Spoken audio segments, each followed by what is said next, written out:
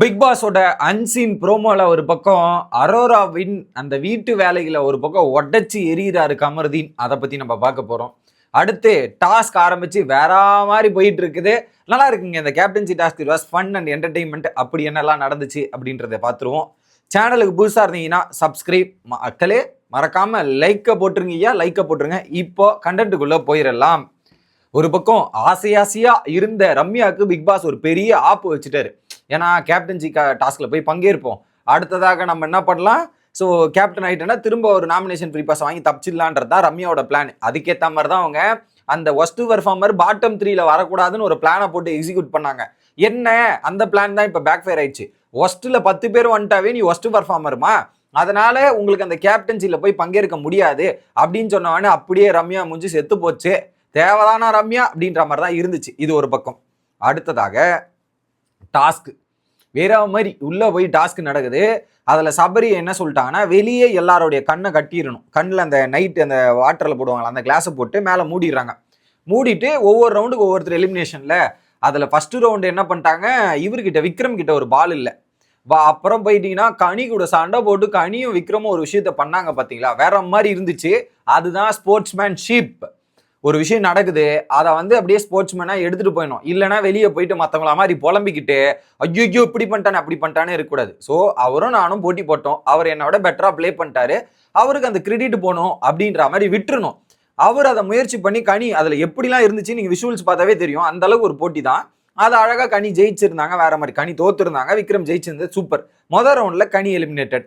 அடுத்த ரவுண்டு 2 வருது. ரவுண்டு 2 போறாங்க. அதுல ரவுண்ட் 2 பாத்தீங்கன்னா விக்ரம் தான். அதுல அமித்தோட ஸ்ட்ராட்டஜி பக்காங்க. அமித் போட்டுட்டு பாலை வச்சுக்கிறாரு, பக்கத்துல சத்தம் வந்தாவே தூரம் போயிடுறாரு. அது அமித்தோட ஸ்ட்ராட்டஜி, சூப்பர் ஸ்ட்ராட்டஜி. திவ்யா என்ன பண்ணிட்டாங்க, இந்த கிராஸ் இருக்குல்ல, இப்படி ஒரு கிராஸ் இருக்குல்ல, இந்த மாதிரி இருக்கும்ல, இந்த சென்டர்ல போயிட்டு ஒரு கம்பம் மாதிரி இருக்கு, அதுக்கு பின்னாடி போயிட்டு அழகா வச்சுக்கிட்டு கம்பியோட பேலன்ஸ் அந்த வாலுக்கு இருக்கு. ஐயோ அது பேர் என்ன சொல்லுவாங்களே. ஸோ அங்கே பேலன்ஸ் பண்ணி சென்டராக வச்சுக்கிட்டு திவ்யா பக்கம் நெருங்கவே முடியாத அளவுக்கு போய் அங்கே நின்ட்டாங்க திவ்யா. அது சூப்பராக இருந்துச்சு. அடுத்து 2வது ரவுண்டில் போ சுபி என் பக்கம் வராதுன்ற மாதிரி சுபி போய் 2வது ரவுண்டில் சுபிக்ஷா காலி ஆகிட்டாங்க. 3வது ரவுண்ட் வந்துச்சு. 3வது ரவுண்டில் என்ன ஆச்சுன்னா, ஆதரி பாலை விட்டாங்க. இப்போ ஒரு பக்கம் அரோராக்கு பால் இல்லை, ஆதரிக்கு பால் இல்லை. அந்த ரவுண்டு தான் இந்த ரியல் ஃபன் என்டர்டைன்மெண்ட். திவ்யா கிட்ட போய் முயற்சி பண்றாங்க, யோ போங்கடி, எங்க அமித் இருப்பாரு, அமித் கிட்ட போங்கடி, என் பக்கம் சும்மா ஏதாவது நோண்டிட்டு இருக்கீங்க, எங்களுக்கு வேற வேலை இல்லையா, கிளம்பு அப்படின்ற மாதிரி ஆதரியும் அரோராவும் போய் சேர்ந்து அட்டன் பண்ணாங்க. நல்லா இருந்துச்சு அது பாக்குறதுக்கு. அதுக்கப்புறம் என்ன பண்றாங்க, விக்கல் கிட்ட போயிட்டு பாலை எட்டி உதைக்கிறது என்ன, பாலை பிடிச்சி இழுக்கிறது என்ன. அதுல பாத்தீங்கன்னா ஒரு பாயிண்ட்ல விக்கல் பாலை பிடிச்சிட்டு இருப்பாரு, மேல தூக்கி வச்சுட்டு இருப்பாரு. ஒரு பாயிண்ட்ல ஆதிரை ஏறிட்டு டப்புன்னு அங்கிருந்து மேலே கீழே வந்தாங்க. எப்படி டப்புன்னு மேலேருந்து கீழே விழுந்து அப்படியே தலை டம்முச்சு. சரியான அடி தான் வாங்கியிருக்காங்கன்னு பார்த்தேன்.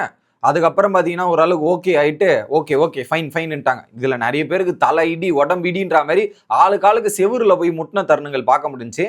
அது குறிப்பாக ஆதிரே மற்றும் அரோரா அந்த டாஸ்கில் பண்ண ஃபன் ஆக்டிவிட்டிஸ் நல்லா இருந்தது. இதில் குறிப்பாக 5 பேர் தான் ஃபன்னு.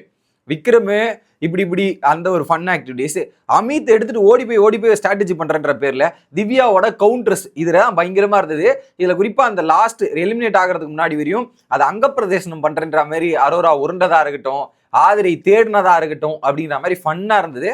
அந்த ரவுண்ட்ல ஃபைனலா பாத்தீங்கன்னா ஆதிரிக்கு பால் கிடைச்சி அவங்க சேவ் ஆகிட்டு அரோரா எவிக்ட் ஆயிட்டாங்க. 3 பேர் எவிக்ட் ஆனவொடனே பிக் பாஸ் 3 பேர் வெளியே போயிருங்க, இப்போ உள்ள இருக்காதீங்கன்ற மாதிரி கனி, சுபிக்ஷா மற்றும் அரோரா தற்போதைய நிலவரப்படி இந்த 3 பேர் எவிக்ட் ஆயிருக்காங்க. இட் வில் பி குவைட் இன்ட்ரெஸ்டிங்காக தான் இருந்தது. நல்ல டாஸ்க். இப்போ டாஸ்க் வச்சுன்னா மக்களை என்டர்டைன்மெண்ட் பண்ற மாதிரி இருக்கும். இந்த டாஸ்க் என்டர்டைன்மெண்ட் பண்ற மாதிரி தான் இருந்துச்சு. சூப்பர். அடுத்து அன்சீன் ப்ரோமோக்கு போகும். கமருதீன் சொல்றாரு, கிச்சன் டீம்ல இது வரைக்கும் இவங்க அரோரா வேலைக்கு போனதே கிடையாது, 10 வாட்டி வேலைக்கு போகாம இருக்கா அப்படின்ற மாதிரி ஒரு கேள்வியை வைக்கிறாரு. அவ கேட்டு வாங்கி கிச்சன் டீம் போகாம இருக்கா அப்படின்ற மாதிரி சொல்றாங்க. திருத்தம், கேட்டு வாங்கிட்டு கிச்சன் டீமுக்கு போகாம இருக்க முடியாது. ஸோ அங்க என்ன பண்ணிடுறாங்கன்னா, அங்க கிச்சன் டீம் போடும்போது அங்க கேப்டன் தான் சொல்லணும், அதை கேப்டன் சொல்லணும், அதை சொல்றது கிடையாது. கிச்சன் டீமே அவங்க போடாம இருக்கிறது கேப்டனோட தப்பு அப்படின்றது பாயிண்ட். அதை நோட்டீஸ் பண்ணி நீங்க போட்டுருக்கணும். 2வது அவங்க கேட்டு வாங்குறது வெஷல், கிச்சன்ல வாங்கல வெஷல். ஏன்னா அவங்க வெஷல்ல தான் கை கழுவ முடியாது, அதை ஏதோ அலர்ஜி இருக்குன்றதால அதை கழுவ முடியாதுன்ற மாதிரி வெசலை தான் அவங்க கேட்டு வாங்கினாங்க. கிச்சன்ல அவங்க கேட்டு வாங்கல அப்படின்ற ஒரு பாயிண்ட்டை கிளாரிஃபை பண்றேன். கிச்சன்ல எந்த ஒரு கேப்டனுமே அரோராவை தூக்கி இது வரைக்கும் போட்டதில்லை அப்படின்றது உண்மைதான். ஸோ எல்லாரும் கிச்சனில் வேலை பார்க்கணும், அவங்களும் வேலை பார்க்கணுன்றது வர கேப்டன் யோசிச்சு அதை போட்டிருக்கணும். அது கேப்டன் மேலேயும் தப்பு இருக்கு, இவங்க மேலேயும் தப்பு இருக்கு. டேரக்டா ஒருத்தரை பிளேம் பண்ண முடியாதுன்றது மொதல் பாயிண்ட் ஆஃப் வியூ. ரெண்டாவது, வெசல்ல அவங்க கிளீனே பண்ண மாட்டாங்க, கழுவே போக மாட்டாங்க. ஆனா பாத்ரூம் கழுவுறேன்ற மாதிரி ஈஸியான வேலையை பார்த்துடுறாங்க. அப்ப கிச்சன்ல வேலை செய்யறோம்னா கேனையனான்ற மாதிரி ஒரு பாயிண்ட்ல வந்து அங்க கமருதீன் பேசுறாரு.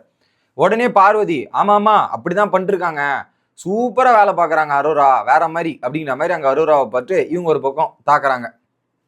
பார்த்துட்டே இருக்கேன், என்னது எப்ப பார்த்தாலும் இப்படியே பண்ணிட்டு இருக்குது, நியாயமாங்க அப்படிங்கிற மாதிரி சொன்னோன்னே, அதுல கூட எங்கடி வேலை பார்க்கறாங்க, அதுல கூட உருப்படியா வேலை பார்க்கறது கிடையாது, எப்படி அதுல கூட உருப்படியா வேலை பார்க்கறது இல்ல, சும்மா ஏதாவது பண்ணணும்ன்ற மாதிரி பண்ணிட்டு இருக்காங்க, பாத்ரூம் கூட எங்க ஒழுங்கா கிளீன் பண்ணாங்க அப்படின்றத ஒரு பக்கம் இவங்க சொல்லிட்டு இருக்காங்க. யாரு, ஐயோ சாண்ட்ரா, ஒழுங்கா கிளீன் பண்ணல அது கூட அப்படின்றதையும் சொல்லிடுறாங்க.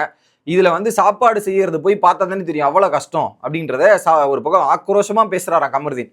அடுத்து ஆதிரை இருக்காங்களா, ஆதிரை கிச்சன் டீம்ல தான் இருக்காங்க. அந்த இதுல ஜெயில இருக்கும்போது சொல்றாங்க, கிச்சன் டீம்ல இருந்தா தான் பர்ஃபார்மன்ஸ் பண்ண முடியல, கிச்சன் டீம்ல இருந்தா என்னால செயல்பட முடியல அப்படின்ற மாதிரி சொல்றாங்க.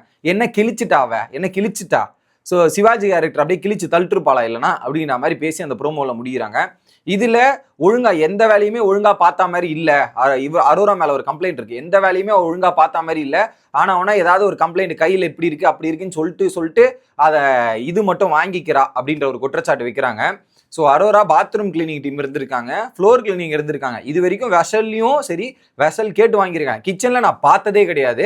அப்போ வர கேப்டன் அமித் தான், அமித் இதெல்லாம் நோட்டீஸ் பண்ணியிருப்பாரு, பார்த்துருப்பாருன்றதால அமித் அரோராவை போடுறதுக்கான வாய்ப்பு இருக்கு அப்படின்றது நம்மளால பார்க்க முடியுது. இன்னொரு பக்கம் யார் சொல்றாங்கன்னா சாண்ட்ரா, அது லைவ்ல நடந்த விஷயம், அந்த கிளவுஸ் போட்டுட்டா கையில தண்ணியே வராது, அதுல படவே படாது, அப்ப அந்த கிளவுஸ் போட்டு கூட பண்ணலாமே, எதுக்கு அப்படி இருக்காங்க, அதை போட்டு பண்ண சொன்னணும் அப்படின்ற மாதிரி டிஸ்கஷன் போயிட்டு இருக்கு. ஆதிரை வேலை பார்த்துட்டு ஒரு கம்ப்ளைண்ட் பண்றாங்க, சாப்பாடு டீம்ல எல்லாருமே தான் இருந்தாங்க, இருந்தவங்க மற்றவங்களா பர்ஃபார்மன்ஸ் பண்ணலையா, அதை இவங்க ஒரு சாக்கா சொல்லிட்டு இருக்காங்கன்ற மாதிரி டிஸ்கஸ் பண்றாங்க. என்னதான் அந்த டீம்ல இருந்தாலுமே நம்மளுடைய பர்ஃபார்மன்ஸை நம்ம தான் பண்ணணும், அப்படி நீங்கள் பர்ஃபார்மன்ஸ் பண்ணுற அளவுக்கு நீங்கள் ஸ்ட்ராட்டஜி போட்டிருக்கணும். அப்படி பர்ஃபார்மன்ஸும் ஸ்ட்ராட்டஜியும் பண்ணலைன்னா அது உங்களுக்கு தானே பேக் ஃபயர் ஆக போகுது, உங்களுக்கு தானே பிரச்சனை ஆக போகுது அப்படின்றது தான் நான் பார்க்குறேனே தாண்டி. ஸோ வர கேப்டன் கரெக்டாக எந்தெந்த டீமில் யார் யார் வரல அப்படின்றத நோட்டீஸ் பண்ணி அப்சர்வ் பண்ணி போட்டு விடுங்க. இந்த வீட்டில் எல்லாருமே ஈக்குவல், எல்லாருமே அந்தந்த வேலையை பார்க்கணும் அப்படின்றது தான் மேண்டிட்டரி. அதில் வேலை செய்யாதவங்க, ஐ மீன் ஹெல்த் இஷ்யூஸ் இருந்தால் ஓகே, தட்ஸ் ஃபைன். ஆனால் ஹெல்த் இஷ்யூ இல்லாதவங்கள அந்தந்த வேலையை பார்க்க வைக்கணும் அப்படின்றது தான் பாயிண்ட்டு அப்படின்றத நான் சொல்லிக்கிறேன். ஸோ அதை பார்த்து அமித் கரெக்டாக பண்ணுவாரா அப்படின்றது பார்ப்போம். ஒரு பக்கம் என்னடானா அரோரா கூட இந்த ஒரு பாயிண்ட் எல்லாம் பேசுறாரு, அதுக்கப்புறம் போயிட்டு திருப்ப வந்து அரோராவை கன்சல்ட் பண்ணி அங்கே ஒரு பேச்சுவார்த்தை நடத்துறாரு, திரும்ப வந்து வெளியே பேசுறாரு. கமருதீனை புரிஞ்சிக்கவே முடியல. ஒரு பக்கம் இங்கே பார்வதி பக்கம் டான் டான் டான் டான் அப்படின்ற மாதிரி இருக்காரு, அடுத்து அரோரா பக்கம் டான் டான் டான் அப்படின்ற மாதிரி அந்த ஒரு பக்கம் என்னதான் பண்ண வராருன்னு தெரியல. அதுலயும் குறிப்பா வந்து ஆதிரியை பத்தி பேசும்போது டென்ஷன் ஆயிட்டு யாரவ அப்படின்ற மாதிரி ஒரு சில வார்த்தைகள் வேற பயன்படுத்தியிருக்கார். இதுக்கு கண்டிப்பா விஜிஎஸ் அட்ரஸ் பண்ணியே ஆகணும். தொடர்ந்து எல்லை மீறி போன பேச்சுகள் கமருதீன் கிட்ட இருந்து வந்துட்டு கொண்டே இருக்கிறது அப்படின்றத சொல்லிக்கிட்டு வீடியோ முடிக்கிறேன். Bye guys.